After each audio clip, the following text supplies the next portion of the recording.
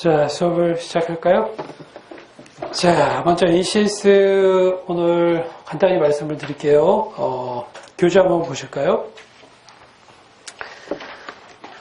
NCS가 여러분들이 지금 뭐 공기업, 공공기관 토탈 300개 넘는 정해져 있는 공공기관에 올해 예상하는 한 214군데가 NCS형의 문제로 출제한다고 미리 예고를 한 것처럼 상당히 중요한 화두가 된 건 사실이죠. 그죠?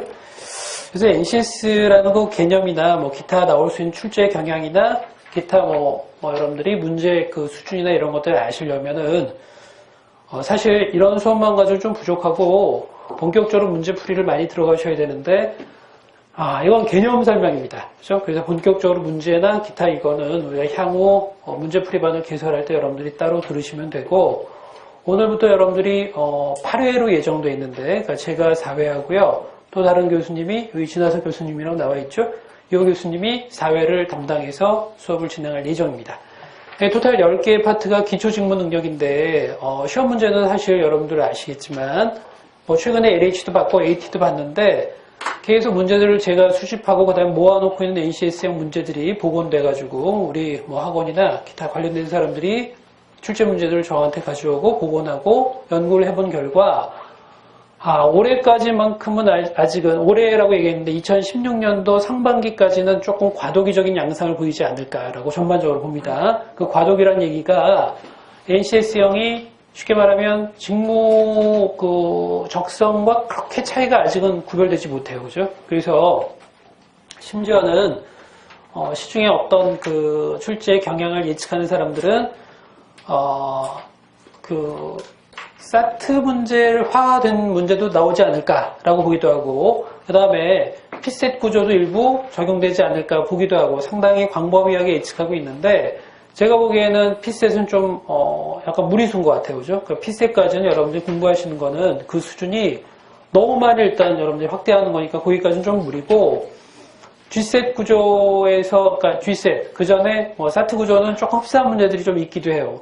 그러니까 결론적으로 얘기하면은 예전에 저한테도 문제를 의뢰한 어떤 공공기관이 있는 것처럼 학교나 아니면 일단 사설 교육기관에 의뢰해가지고 문제를 개발하는 수준의 아직은 수준이에요. 그죠? 그래서 결론적으로 얘기하면 처음에 취지대로 NCS형의 문제가 개발되느냐 하면 아직은 아니라고 봅니다. 그러니까 여러분들이 어느 시기를 목표로 일단 들어가실지 모르겠지만 올 상반기까지는 과도기이기 때문에 여러 형태의 과거의 문제들이 혼재돼가지고 문제가 나온다라는 게 경향입니다. 그죠?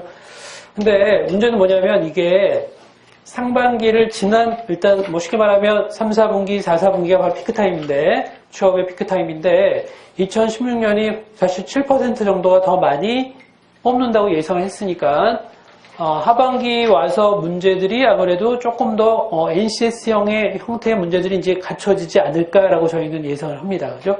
그래서 여러분들이 문제를 제가 오늘도 샘플 문제를 가져왔는데, 제가 앞으로 5개 파트를 맡은 부분에서는, 그러니까 제가 앞으로 4주, 그 다음에 그 향후 4주, 아까 말씀드렸다시피 나눠서 하는데, 수업을 2시간 조금 넘게끔 저와 같이 이렇게 개념 설명을 좀 들으셔야 되는데, 이 개념이 그렇게 어려운 부분이 아니란 얘기죠. 그죠? 그러니까 여러분들이 충분히 독학으로도 하실 수 있는 부분으로, 교재가 내용이, 편제되어 있습니다. 이 내용 같이 한번 쭉 보시고, 그 다음에 제가 마지막 3, 40분 정도를 이 문제를 드릴 겁니다. 그럼 여러분들이 문제를 푸신 다음에 저한테 제출. 그러면 제가 채점을 한 다음에 다음 시간에 다시 이 문제에 대해서 설명드리고, 그 다음에 여러분들이 어떤 게 오답이 나는지 한번 검토해 보시고, 그죠? 계속 피드백하는 과정. 향후 이렇게 수업을 4주 동안 진행할 예정입니다. 그죠? 여러분들이 제일 궁금해 하시는 게 과연 문제가 어떻게 나오느냐 문제인데, 아까도 얘기했지만 그 문제가 정말 특이하거나 여러분들이 이거는 정말 우리가 접했던 문제가 아니다라고 하는, 여러분들이 평소에 직무나 아니면 P셋, G셋 등등의 여러 가지 평가형 문제를 푸셨던 분들은 굳이 NCS 형태라고 해서 별도의 특별한 유형의 문제라고 아마 짐작은 잘 안 될 거예요. 그죠? 그래서 광범위하게 일단 문제가 많이 나오는 거는 제가 보기엔 수리 추리 정도는, 그러니까 이거는 G셋에도 한 파트 아닙니까? 그죠?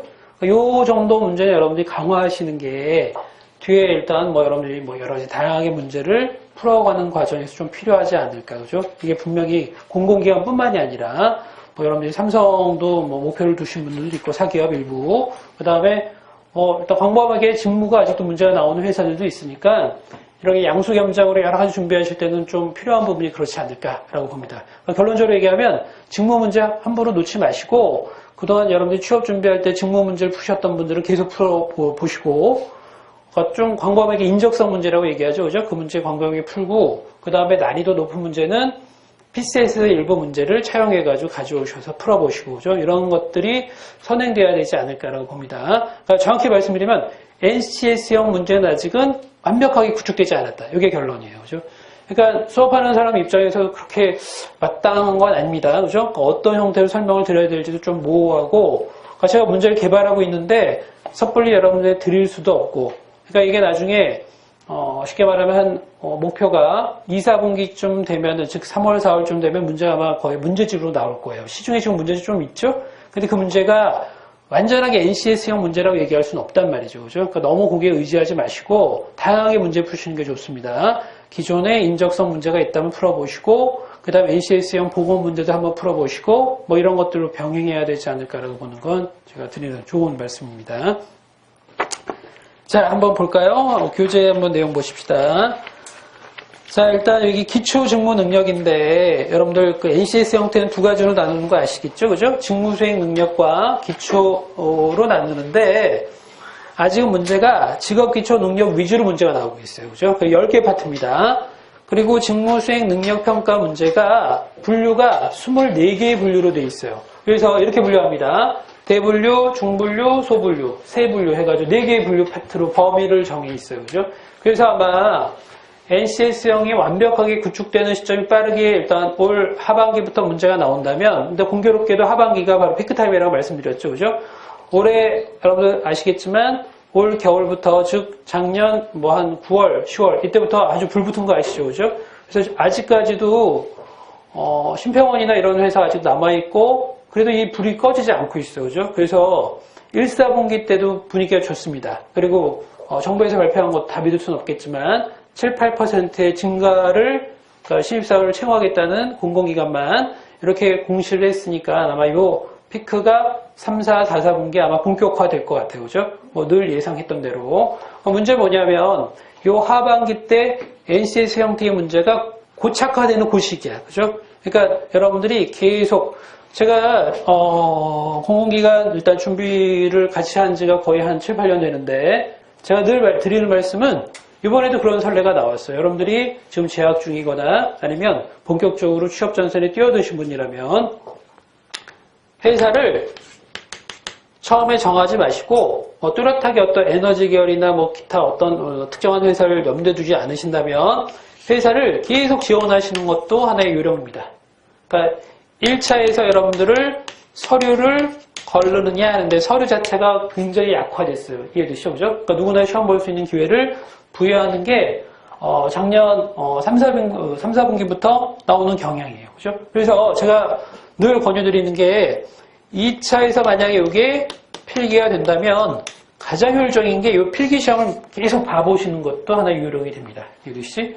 그러니까 이건 운이 좋으면 합격할 수도 있겠죠. 그죠? 그런 친구들도 있어요. 이번에 저희 겨울에 같이 준비했던 친구인데 이 친구가 도로교통공단에 합격을 했어요. 그러니까 공부하는 과정에서. 그죠? 그러니까 이 친구가 제 말 좀 눈여겨 들었던 친구입니다. 말 그대로 아직은 실력이 완비되지 않았으니까 지금은 문제가 이렇게 나오지 않겠습니까? 전공이랑 그 다음에 NCS형이랑 문제 이렇게 같이 병행해서 문제가 요새 나오고 있거든요. 회사들이. 근데 전공 공부는 어느 정도 돼 있는데 이게 약하다고 생각한 거예요. 근데 이건 준비하는 게 상당히 힘들어요. 그죠? 문제를 많이 푸셔야 되는데 문제 많이 푸는 것도 회사마다 경향이 다르기 때문에 사실 어떻게든지 벗겨날 수밖에 없고 들리는 얘기에 의하면 NCS는 뭐 LH 같은 경우에는 90% 가까이 문제의 적중률을 보여야 합격할 수 있다. 뭐 이런 얘기들이 있고 우리가 확인될 수는 없지만 AT도 85% 뭐 이런 거 나오죠.